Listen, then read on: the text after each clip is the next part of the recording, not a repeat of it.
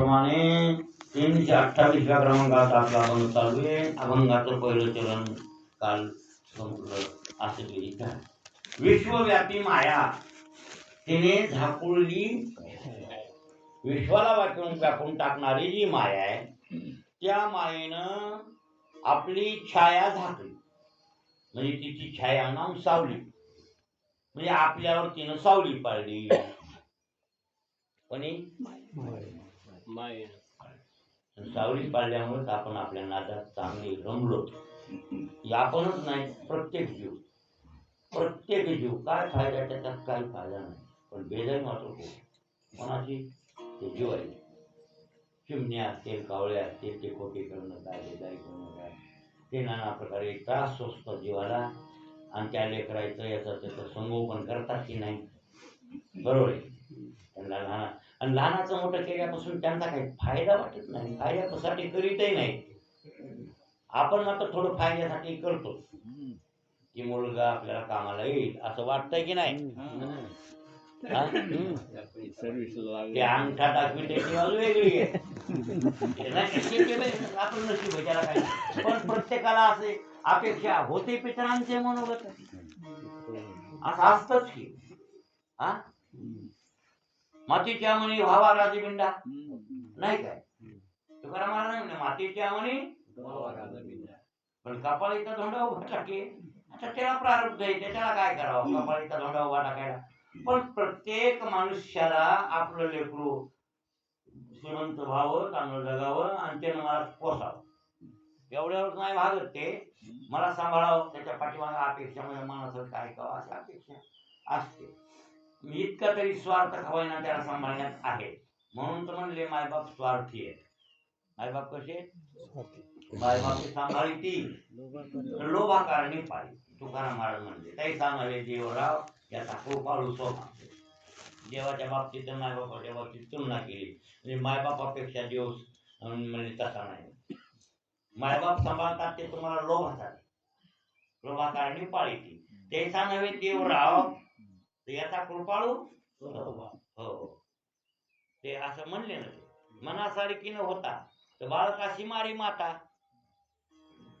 मनासारखी न होता तर बाळकाशी मारी माता. त्याच्या मनासारखं वागणं गेल्यावर त्याला मारते की नाही? त्या लेकरांना मारतीये, बरोबर आहे की नाही? तैसा नव्हे देवराव याचा कृपाळू स्वभाव. तुका म्हणे सांगू किती बरं काय, बाप लेकाचे मारी, बाप लेकाची मारिती बरं काय, लेख बापाची मारिती नाही तिथं म्हणणं, बाप लेकाची मारिती. मग का बाप लेकाची मारी? मनासारखे न होता, मनासारखं नाही झाल्यावर बाप लेकराला लहानपणी आपण मारतो की नाही असं म्हणायचे तुकोबारायला. ते देवाचं पटवून देते तिथं तैसा नव्हे तसा देव नाही.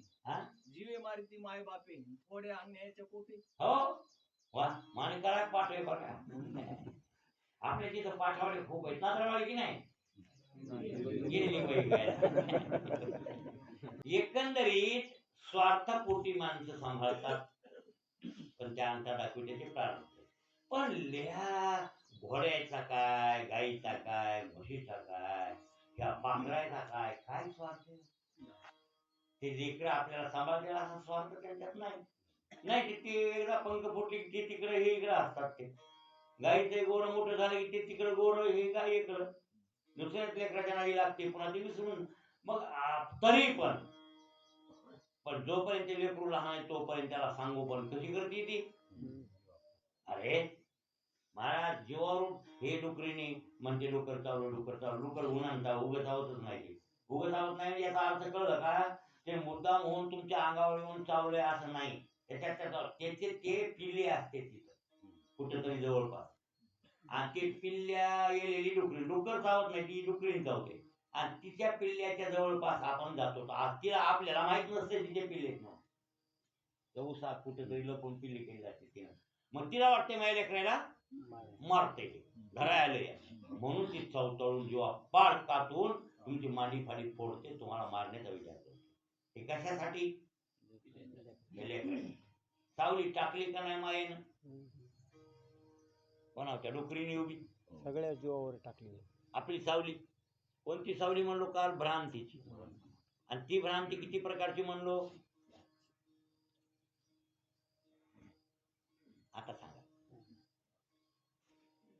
माणसाला असं आमच्या नाही असं काही. माने का कोणते कोणते हा भेदभ्रांती विकार भ्रांती बरोबर आहे. किती भ्रांती आहे याचा विस्तार नका करायला हो. विस्तार केला जास्त वेळ लागते आणि लोकांना आणखी बोलवलं होते. एकंदरीत तिनं भ्रांती सावली आपल्यावर टाकली. टाकली आहे आणि आपल्याला भ्रांत केले. कसं केले भ्रांत. भ्रांत शब्दाचा अर्थ वेळ. त्याचा अर्थ काय होत आहे की मी काही विचार करतो काय सोबत अभ्यास करतो. एक लहानसा चित्रक गांधींनीच नमुने वेगळे वेगळे बघा. गाणे असतात ना गाणे त्याच्यात नमुने घर करण्याचे वेगळे.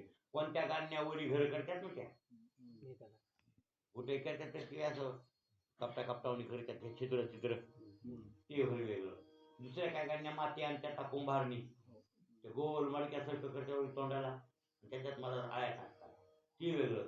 त्याच्यावर दुसरी एक गांधी जरा लहान आहे ती लंकूळ लाकडाला आता कवाडाला करायची आमच्या बोरिंग कवाडाला मी जातो येतोय तिथं चालू आहे तिथं.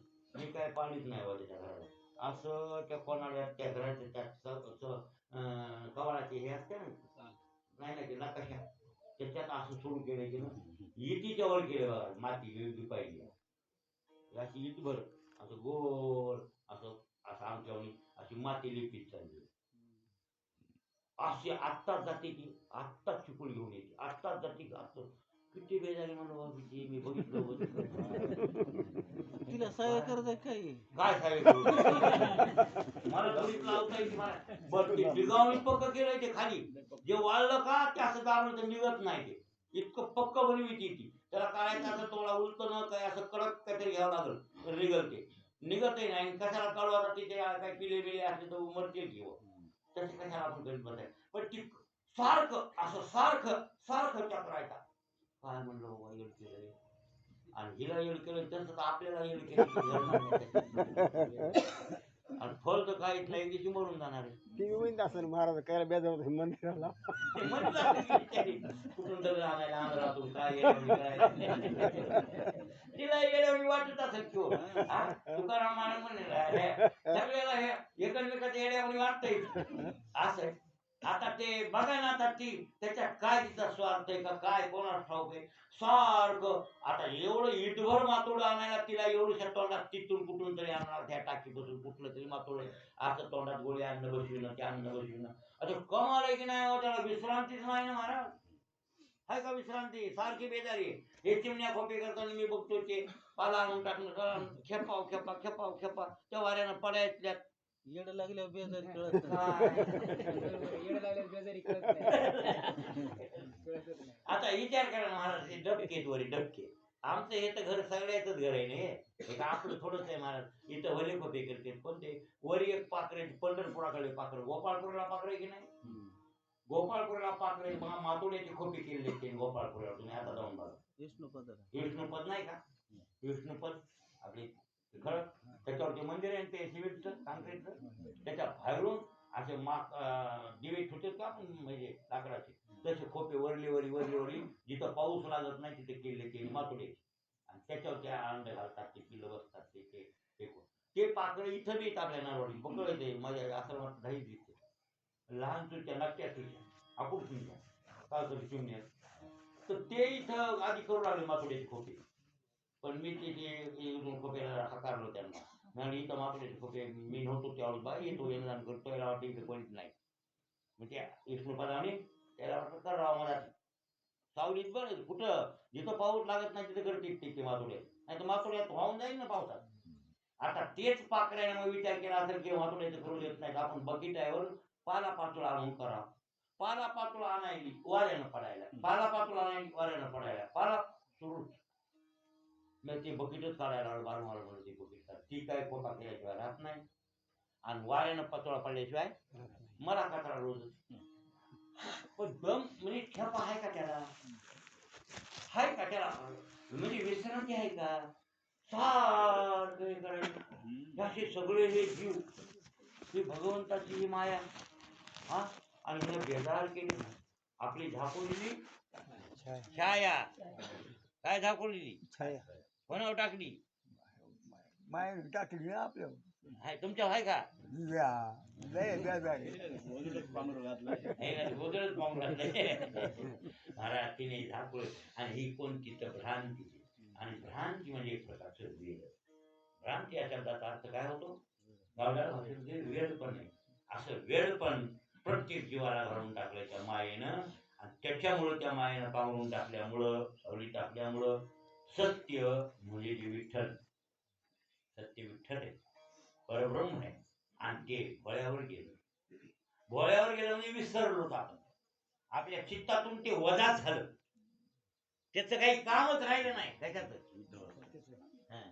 खरं तर ते हे खरं तर काय आहे ते आपलं स्वरूपच ते आणि जीवाचं विश्रांतीचं ठिकाणच ते. जीवाचं विश्रांतीचं ठिकाण कोणतं? परब्रह्म आहे. हो त्याच्याशिवाय जीवाला विश्रांती होऊ शकत नाही.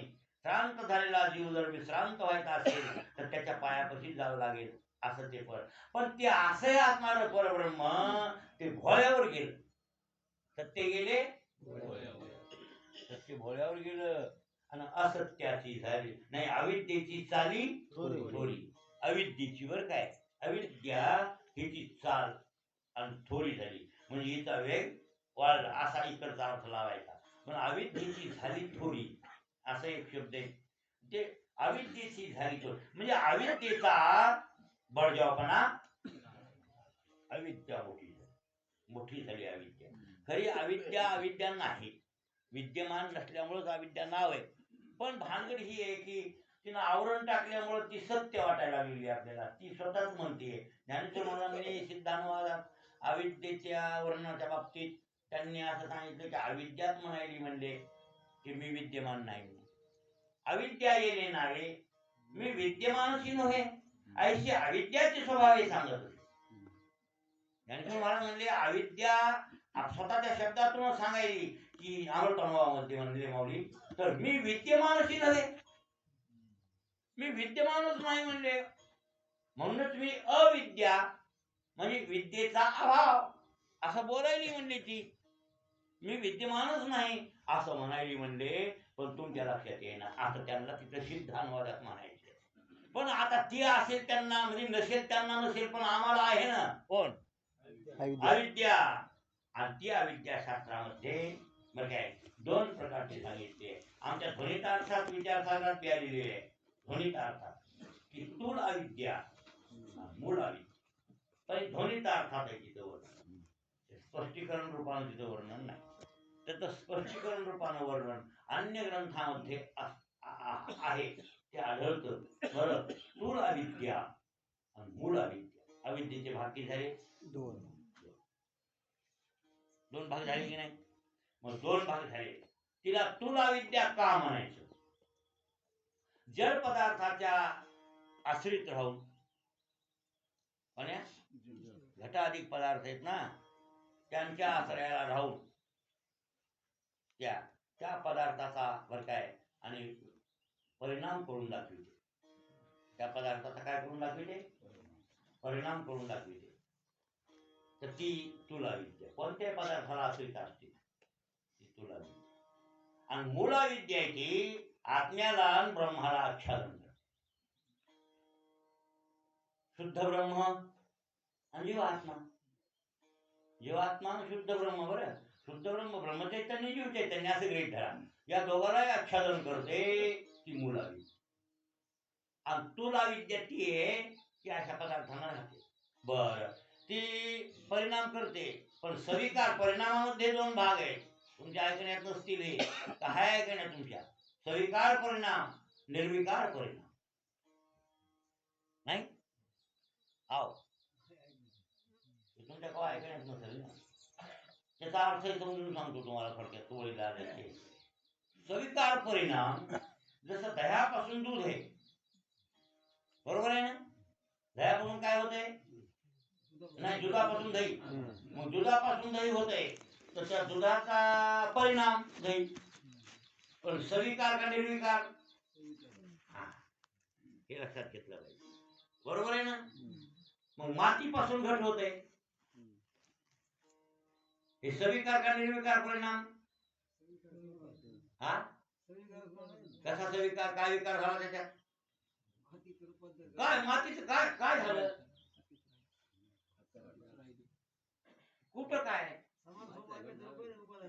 अहो अन्यथा रूप आलं बाबा, मान्य आहे. पण माती तुम्ही पाण्यात भिजविली, एक ढेकूळ, बरोबर आहे, आणि दुसऱ्या ढेकळापासून गाडगं केलं, त्याचं गाडगं बनविलं, त्याच्यात काय तोटा झाला, नफा झाला? गाडगं मागे इकन घेऊ ते नाही मला म्हणायचं, पण मातुड्यामध्ये काय काय बेकारी झाली, का नुकसान झालं, काय झालं? हे चिखलात आपलं ढेकूळ, आणि हे त्या दुसऱ्या चिखलाच्या ढेकळाला गाडग्याचा आकार आणला कुंभारानं, त्याच्यात काय तोटा नफा झाला का म्हणायलो? हो, आणि मिळतं की नाही सांगा ना. मग अग्निसंग शिजल्यावर विकार म्हणणार, अग्निसंग शिजे तो वेगळा होईल अर्थिक माना तितका पुरता, हे पुन्हा विसरत आहेत. गाडगं फोडून चुरा केल्यावर कुठं माती जाणार आहे? पण माती तर जाईल की. बरं बरं नाही भाजल्यावर काय विकार झाला? नाही ना, मग परिणाम झाला का नाही? मग सविकार आहे का निर्विकार आहे आता? हे मला म्हणायचे रे. भांगाराचे अलंकार हे कसं? भांगारचे अलंकारू निर्विकार परिणाम. सोन्यामध्ये काय विकार झाला? काय म्हणले ना, बरं काय अलंकार जसे आले, मला सोने काय वाया गेले? अलंकार जसे सोन्याचा गोळा होता, त्याची अंगठी बनविली, ते पाटली बनविली, पाटली बाईला पाटली असते ना सोन्याची, किंवा माणसाला अंगठी असते ना बदामी, खड्याची वस्तू विकार मानतात तुम्ही, थोडा माझ्या तांबू मिसळलं म्हणतात, ठीक आहे, पण निश्चित प्युअर केल्यावर मग अलंकार जसे आलं का नाही ते, मग सोनं काय वाया गेलं का? मग हे सविकार परिणाम का निर्विकार परिणाम आहे? हे तुम्ही ऐकलं नसेल कधी, म्हणून म्हणायलो हे. हा आहे, परिणामाचे दोन भाग आहे, सविकार परिणाम, निर्विकार परिणाम, हे लक्षात ठेवायचं आणखी. हो, आता त्याच्यामध्ये जसं एक लक्षात ठेवा, घट आणि ती अविद्या त्या घागरीला आश्रित राहून आणि ती दाखविते, म्हणजे त्याचं ज्ञान, आणि मग ते त्या आश्रित असलेल्या पदार्थाला दाखविते, पण त्याला निर्विकार विवर्तय म्हणतात. त्याला निर्विकार परिणाम विवर्त. लक्षात आलं की नाही? लक्षात आलं का तुम्हाला बोललेलं? विवर्ताचा परिणाम हे म्हणतात. अशी अशी ती स्थूल अविद्या, अशी ती स्थूल अविद्या, आणि ती स्थूल अविद्या जवळजवळ सर्व ह्या आणि जड पदार्थाला आश्रित राहून आणि ते जड पदार्थ दाखविणारी, म्हणून तिचा सर्व पदार्थामध्ये व्यापकपणा असल्यामुळं हे सर्व पदार्थामध्ये व्यापक आहे. बरं, विश्वव्यापी म्हणले ना, काय म्हणजे ते विश्वव्यापी पहिल्या चरणात उद्भवलं तुकाराम महाराज, आणि तुकाराम महाराज हुशार हुशाराचे हुशार आहेत ते, पंडिताला पण म्हणजे पंडिताचेही पंडित आहेत ते, विश्वव्यापी आहे. म्हणजे ती नाही असं ठिकाण, जितकं विश्व तितकी तिची व्याप्ती. विश्वाच्या पलीकडे नाही ते आम्ही मानू, पण विश्व आहे तेवढी अविद्या माया आहे की नाही? मग अशा प्रकारे सर्व ठिकाणी व्यापक राहून आणि मग ह्या जीवायला मोह पाडणारी अशा प्रकारची, आणि म्हणून तिची चाल थोरावत गेली. तिची चाल काय झाली? थोरावत गेली, मोठी झाली. तुम्हाला थोडी तंद्री लागायली इथे जाईल नाही, गेलती एकल गेली थोडं, तुम्ही बघत जा बरं काय, इथे साहेब बघत जा, चष्म्यातून मला दिसतंय, चष्म्यातून बी दिसतंय, थोडं असं करते त्या बरं काय, थोडं म्हणजे एकल जाते, थोडं करते. आणि विषय बरं काय, सत्य कोणता तर देव आहे, आणि ते भोळ्यावर गेला म्हणजे आपल्या डोक्यातून वजा झाला, विसर, आणि खरंच देवाला विसरलो आपण. देवाला विसरलो. बायको सुद्धा व्यापक आहे, लेकरांत व्यापक आहे, घरात व्यापक आहे, जिथं नाही अहो नाही, त्याशिवाय ठिकाणच रिकामं नाही, त्या देवाशिवाय ठिकाणच रिकामं नाही. असा असणार आहे परमात्मा, पण आपण कुठेही म्हणायला लागलो, आणि कुठे नाही ते हुडकायला वनाला, डोंगरावर, कुठं आळंदीला, परत म्हणजे जायचं पंढरपूरला, कुठं देव हुडकायला. ठीक आहे साहेब, आम्ही जाणार आहे. कुठं जाणार आहे? मग कुठं जायचं? काय जायचं पंढरपूर? सेवा काय? देवाचं दर्शन आम्हाला घ्यायचे बघा. हा काही नाही हनुमानराव आपल्या कोणाचं दर्शन घ्यायचं? हा? कैशी भूल पडी माझा माझा काय माझा प्रश्न देखील हा माझा कृष्ण देखील आहे काय कोणीतरी सांगावे सांगावे सांगावे सांगा काय अंगणात खेळत होत मी दूर सारीत होते कैशी भूल पडेल अंगणी रांगत होते मुलं मी चालवीत होते सुल आणि कैशी भूल पडेल वय आणणार गाथा ऐकून कीर्तन करून प्रवचन सांगून आपल्याला भूल पडली भूल पडली कुठे निघायचं देवाला निघालं म्हणून काय देव देव म्हणून गणपती फिरती निर्देव नेनसी मुळी कवणे भुली पडली कवणे गुणे भुली पडली गवारा तीर्थाच्या माहेरा नोळखीसी अष्टोत्तर तीर्थे लयाचे चरणी ते तुझ्या हृदय भोवनी विराजित ज्ञानदेव म्हणे भदात्मदेवा अखंडित सेवा करा हे ज्ञान कांडे आमचं हे माऊलीचा अभंग तुमच्या आमच्यासारख्या नाही यायला हे ज्ञान कांडावर लोकांना कळलं का पण भूल पडली ही भूल टाकली कोणी बाई सत्य गेले विसरलो आपल्या डोक्यातून वजा झाले महाराज परमात्म तत्व आणि ते परमात्म तत्व वजा झाल्यामुळं आपल्याला सर्व ठिकाणी व्यापक असणारा परमात्मा परिच्छिन्न एकदेशी असा वाटायला द्वारकेलाच आहे पंढरपुरात आहे असं वाटायला लागलेलं आपल्याला चला पंढरपूरला तिथं देव आहे असं वाटायला लागले ही आपली कल्पना आहे परमात्मा आणि ठिकठिकाणी महाराज नवे नवे त्याशिवाय काय रामदास भरत मग ते आणू माझे राम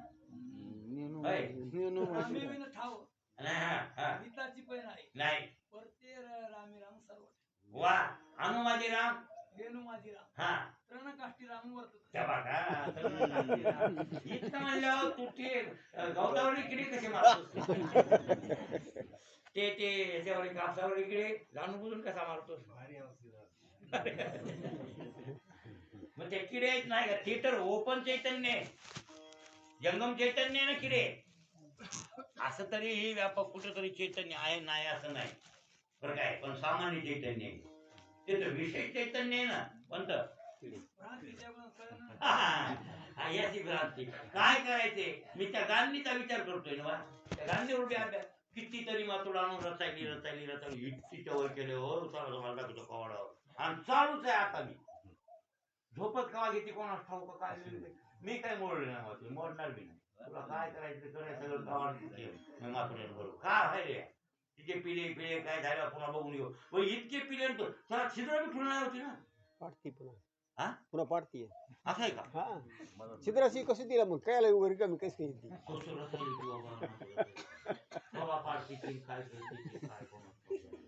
काय मिळेल बेजार जीव व्हायला तिच्यावर जोर केलं आपण बी तसे बेजार आपल्या गाण्याला वाटले दिवस बी मावळून तर खुरपायला काय फायदा मनुष्य जन्माला येऊन आपल्याला ज्ञान देऊन आपला फायदा काय पण हे बाईने केलं खेळ कोणी केले सत्य बोळ्यावर घातलं आणि तिची चाल थोर झाली म्हणून अविद्येची चाली थोरी अयोध्येची चाली थोरी अशी अविद्या माणसाला बेजार करायची एकंदरीत आता त्या अविद्येचे एक स्वरूप आहे तिथंच कार्य म्हणा खरं तर कार्य म्हणल्यापेक्षा ते कारण नाही म्हणता येणार त्याला पण कार्यच आहे मन अविद्येचं कार्य काय आहे मन अविद्येच आहे ना मन बुद्धी चित्त अहंकार आली आता ते असतील पण बरं काय तुमचे विज्ञानवादी ते बुद्धीलाच आत्मा समजणारे त्यांचा आम्ही मानित नाही त्याला काय बुद्धी कुठं आत्मा असते काय बुद्धी जड आहे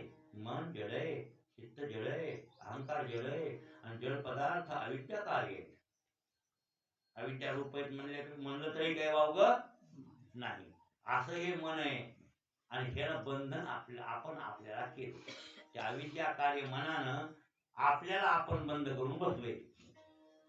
जसं कोष किट्यानं बरं काय कोसल्याने कोसल्याने घर सुदृढ पैकी केले. हे जरा विचारा कोण नाही. मला वाटतं हे प्रमाण कुठलं रे ऐका कोणत्या लक्षात वा बघा मानिका नका गाता वाचे जाईल रे. तू इकडे परमानंद ज्ञानेश्वरीतले येतात ते द्यायला पाहिजे. ते अभ्यास असला पाहिजे. कोसल्याने घर सुदृढ पैकी केले. निर्गमन विचारता मध्ये चार कले. बसला त्या बोरीवर ह्याच्यावर मधात असा घर करतो पक्क उभं. ते रेशमी कापड त्याच्यापासून तयार होते बरं. हे पटके बिटके सोळे बिवळे हे होतेच ना रेशमी कापड. हो फार त्याला आणि त्याला हे सांगितलं नाही शास्त्रामध्ये विटाळ सोळ म्हणलेले त्याला. जरा उन्हाला असं सूर्याला दाखविलं त्यातले दोष निघून जातात. असं कापड येते. कोणतं उर्णावस्त्र नाव आहे त्याचं. उर्णावस्त्र. आणि ते उर्णावस्त्राचा कोसल्याचा पटका नाही का ते मोटरच्या पटके हे ते बालकोट त्याच्यापासून तयार होतं. पुन्हा हे ब्राह्मण सोळं दिसतो ते त्याच तयार होते. पुन्हा हे आंध्र घेते ना लोक आता शर्टाला कापड घ्यायचं आणि ते कोस कीटक त्याच्या मला वाटते त्याच्या पोटातूनच निघतंय ते दोरा. आणि ते निघून ते तयार करतो चौकून आणि मधात आड. मग हे कोणी केलं ते बंधन? हे सोकृत बंधन आहे की अन्यकृत बंधन आहे? हे सोकृत आहे. तसं हे मन आपल्याला बंधन करत. बर मनाच्या स्वरूपाची सिद्धी करत असताना आमच्या एकनाथी भागवतामध्ये नवनारायण कवी हरियंत्र प्रबुद्ध पिपलाय ना आविर्भूत तुम्ही लक्ष्म सक्कर भाले ना. की झाले कोण कोण बोला. कवी हरी अंतरिक्ष प्रबुद्ध पिपलायन आविर्होत्र दुर्मिळ चमस करभाजन. हे झाले 9 बरोबर आहे ना. कवीर हरिर अंतरिक्ष प्रबुद्ध पिपलाय ना आविर्होत्र दुर्मिळ चमस करभाजन. त्याचं हे नवनारायण राजा ज्यांच्या कानाला गेले. एकनाथी भागवत म्हणजे 11वा स्कंद.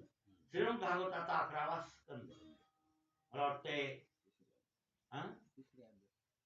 नाही पहिला अध्याय कोणता आहे? 11व्या स्कंदाचा पहिला अध्याय मुसलम कुलनाशनम. कोणता? मुसलम कुलनाशनम हे पहिला अध्याय. आणि दुसरे अध्याय खेळ हे 5व्या अध्याय. आणि 6व्या अध्यायामध्ये 33 कोटी देव येतात आणि कृष्ण परमात्म्याची विनंती करतात की तुम्ही आम्हाला यावं. बरोबर आहे. 6व्या अध्याय. आणि मग 7व्या अध्यायामध्ये भगवान म्हणतात वा इथं उत्पात व्हायचं आपल्याला शाप झालेला प्रभात तीर्थावर चला. सर्व तीर्थावर निघता असताना उद्धवाला मोह पावते. उद्धव म्हणते बा मला देव सोडून चालला तिथं. मग उद्धवाची त्यांची प्रश्नोत्ती सुरू झाली 31 पर्यंत. निर्धामाला जाईपर्यंत उद्धवाला बोलले म्हणजे 30 पर्यंत. आणि 31व्या अध्यायात निर्धाम म्हणून देवाचं असा 11वा स्कंद आहे बरं. कितवा स्कंद आहे? त्याच्यामध्ये हे नवनारायण राजा जनकाचा यज्ञ चालू होता. त्या यज्ञाला आले. पहिल्या जन्मात म्हणजे ते कवीर हरियांतरिक्ष हे पुढे कलियुगात मच्छिंद्र गोरख नावानं होतं. तेच नवनारायण कलियुगामध्ये. कलियुगात होऊन गेली माऊलीच्या अगोदर. माऊलीच्या म्हणण्यापेक्षा माऊलीच्या आजी. माऊलीच्या आजीचं नाव काय? निलंकर.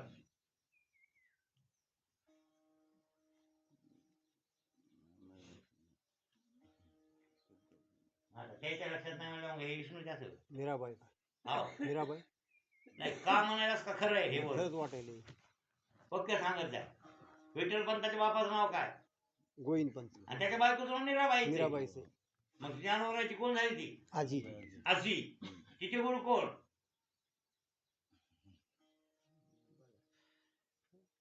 नाही लक्षात येईल. विनायक भाऊ. अरे या इतक्या लांब बसतेच होय. उपदेश केलाय कोणला? मीराबाईला. आणि निवृत्तीनाथांना उपदेश कोणी केलाय? निवृत्ती गहिनी कृपा केली पूर्ण आणि कुळ हे पावन कृष्ण नामे. म्हणजे माऊलीच्या काळात होती की मच्छिंद्र गोरख, मच्छिंद्रनाथ, गोरक्षनाथ हे सगळे नाथ होते की नाही? हो, हे सगळे म्हणजे काय कालचा काळ आहे. त्या काळामध्ये हे मच्छिंद्र गोरख आहेत ना, काय मच्छिंद्रनाथ, गोरक्षनाथ, गहिनीनाथ, कानिपानाथ हे सगळे नवनाथ, ते नवनारायण जुने नवनारायण ते कलियुगात अवतरले. देव आहेत ते त्यांना काय सिद्ध बोलले. हा, तर ते नवनारायण जातात राजा जनकाच्या घरात आणि राजा जनक त्यांचा आदरात तिथे या या या या थांब जरा, तुझं काही काम आहे काही नाही का?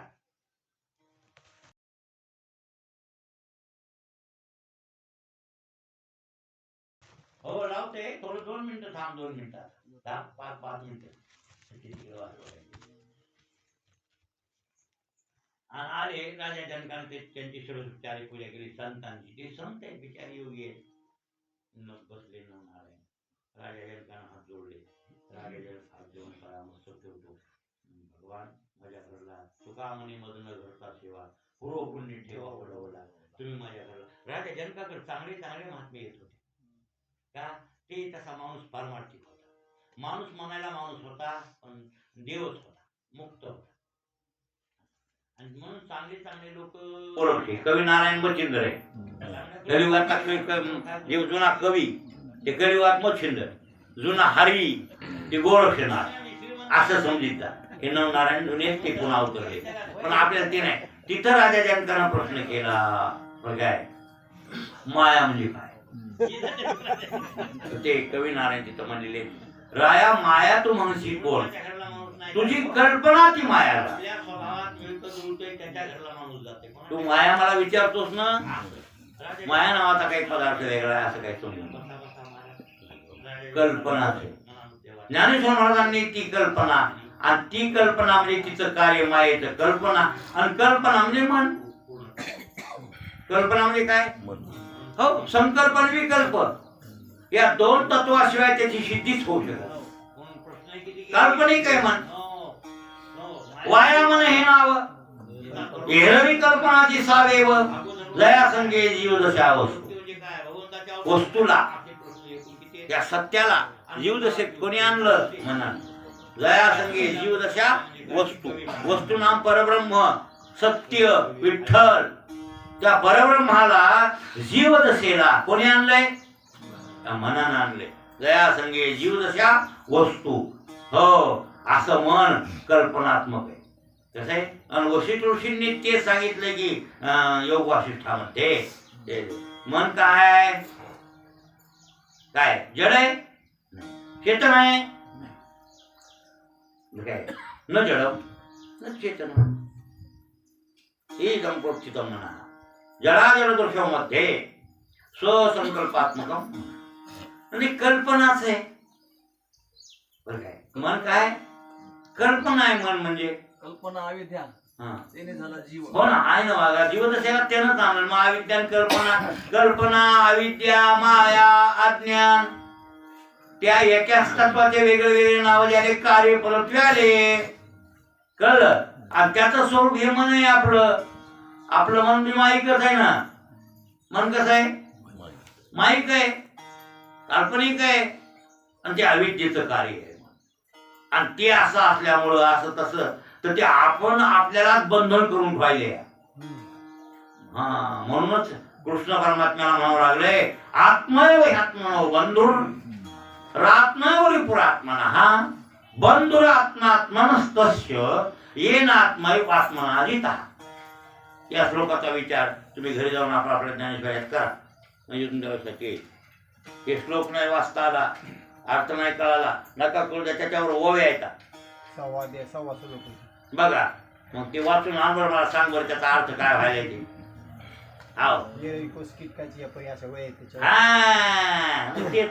हेच विषय आपुलेची मन सुखाची अंग भारी. हो, त्याच्यातच आहे हे, त्याच्यातच आहे. त्याच्यात बंधुरात्मात्मनस्तस्य येन आत्मैव आत्मनाजितः. ह्या मनानंच बंधन केलं म्हणजे मी तो तुकाराम महाराज. आणि भगवद्गीता आणि तुकाराम महाराज 2 आहेत का? गाथा आणि गीता 1 का 2? एकच. गाथा आणि गीता 2 नाहीत, एकच आहे. आणि गाथा आणि भागवत दोन नाहीत, एकच आहेत. भागवत आणि गीता दोन नाहीत, एक.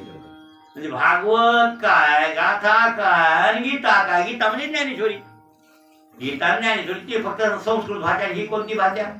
मराठी भाषा. काय फरक आहे? गीतेचा झेरॉक्स म्हणजे ज्ञानेश्वरी, उलट ते संदिग्ध आहे, हे विश्वतोमुख आहे.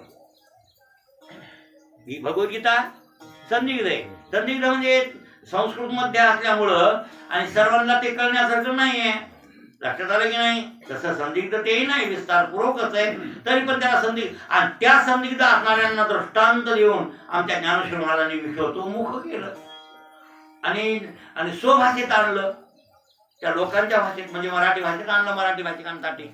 हे उपकार म्हणजे याचा अर्थ ज्ञानेश्वरी, भगवद्गीता, ज्ञानेश्वरी, गाथा, भागवत वेदांताची प्रस्थानत्रयी, वेदांताची असे हे ग्रंथ आहे. म्हणून आपलं मन आपल्याला बंधन करतोय. तुकाराम महाराज तिसऱ्या चरणात म्हणाले काय, आपुलेची मन तर करी आपणा बंधन. आप आपल्याला या मनानं बंधन केलंय आणि हे मनाचं बंधन आपले आपण म्हणूनच म्हणले ना, आपुले आपण करा सोडवण आणि संसार बंधन सोडावे. हो, आपले आपण बंधन आहेत. मला वाटतं हे उद्या विचार करू आपण. आता थोडा टाइम राहिला, हे सगळा विषय त्याचा होणार नाही मनाच्या बाबतीतचा. पण एक लक्षात ठेवा, मनाला दोन पंख आहेत, संकल्प आणि विकल्प. त्याशिवाय मनाची भीती. म्हणून त्या स्पंदाचं नाव पडले वास्तविक अंतःकरणच हे बी काय आहे? मन म्हणजे अंतःकरण, बुद्धी म्हणजे अंतःकरण, चित्त म्हणजे अंतःकरण, अहंकार म्हणजे अंतःकरण. फक्त संकल्प विकल्प करत एक स्पंद, एक वृत्ती. त्या वृत्तीचं नाव काय आहे? मन. मन संकल्प विकल्प, संकल्प विकल्प. त्याला दोन पंख आहेत ना. एक पंख आहे संकल्पाचं, एक पंख आहे विकल्प. आणि म्हणून ज्ञानेश्वर महाराजांनी त्याच्यावर अभंग रचलाय. ऋण झुन झुन रे भ्रमरा आणि सांडी तू अवगुण रे. ज्ञानेश्वर महाराजांनी अभंग रचलाय. ऋण झुन रे भ्रमरा सांडी तू. महाराज हे रूपक संत करून तुम्हाला शिकवण्याचा खूप प्रयत्न केलाय, पण लक्ष नाही ना अभंगाकडे आपलं. त्याच्या अभंगाकडे होय शास्त्री. ऋण झुन कोणाला बोलले? आपल्याला. आणि सांडी तू अवगुण रे भ्रमरा. कोणते अवगुण आहेत आपल्या? मग कवा टाकायचे? अहो हे अवगुण टाकून दे. मग मला काय म्हणायचंय, हे मनाचं स्वरूप संकल्प विकल्प आणि हे ग्रंथाचं स्वरूप आहे. आणि हे योग वासिष्ठामध्ये मनाचं स्वरूप खूप खूप वर्णन केले. योग वासिष्ठ मोठा ग्रंथ आहे, वेदांतातला ग्रंथ आहे. आणि वशिष्ठ ऋषी महाज्ञानी आहेत. कसे ज्ञानी आहेत? फक्त एवढंच ते त्यांचं म्हणजे असाव तशी विख्याता कमी आहे त्या ज्ञानाच्या बाबतीत. का तर ते पुरोहितत्व केल्यामुळे ब्रह्मतेज कमी होतात. लक्षात आलं की नाही? ब्राह्मण जर पुरोहित्य करील, पुरोहित्य म्हणजे कळलं का? अभिषेक सत्यनारायण हे ते प्राणप्रतिष्ठा वगैरे, मग या लोकांचा संबंध येतो. लोकांचा संबंध आल्यामुळे त्याची किंमत कमी येते. आणि तोच ब्राह्मण आपल्या तोऱ्यामध्ये आपापल्या विचारात राहील, कोणाच्या नादी लागणार नाही, त्याचं ब्रह्मतेज वाढत आहे. आणि त्या वशिष्ठाला वशिष्ठ पुरोहितत्व करी. वशिष्ठ काय करी? पुरोहितत्व करी. पौरोहित्य केल्यामुळं जरा ब्रह्मतेजात थोडस. पण ज्ञानात कमतरता नाही. वशिष्ठाचं ज्ञान तेच, याज्ञवल्क्याचं ज्ञान तेच, शुकाचार्यांचं ज्ञान तेच, व्यासऋषींचं ज्ञान तेच. त्यांच्या ज्ञानात कमी जास्तपणा नाही. एकाच बोधावरले लोक हे सगळे. पण आपापल्या क्रियेनं किंवा आचरणामुळं आणि त्यांची किंमत कमी जास्त व्हायला लागते. ती बाजू वेगळी आहे. जो महाराज बी लय लोकांच्या नादी लागल, राजकारणी लोकांची वेळ, ह्याचा प्रचार त्याचा प्रचार करेल, त्याचं महाराज पण कमी होत असते. माहितीये काय? होय, कोणा मानता या हे कर ते कर, त्याला हार घाल, आपण हार घालून घे, अमुक कर तमुक कर, असा नटानटी करू लागला जगात.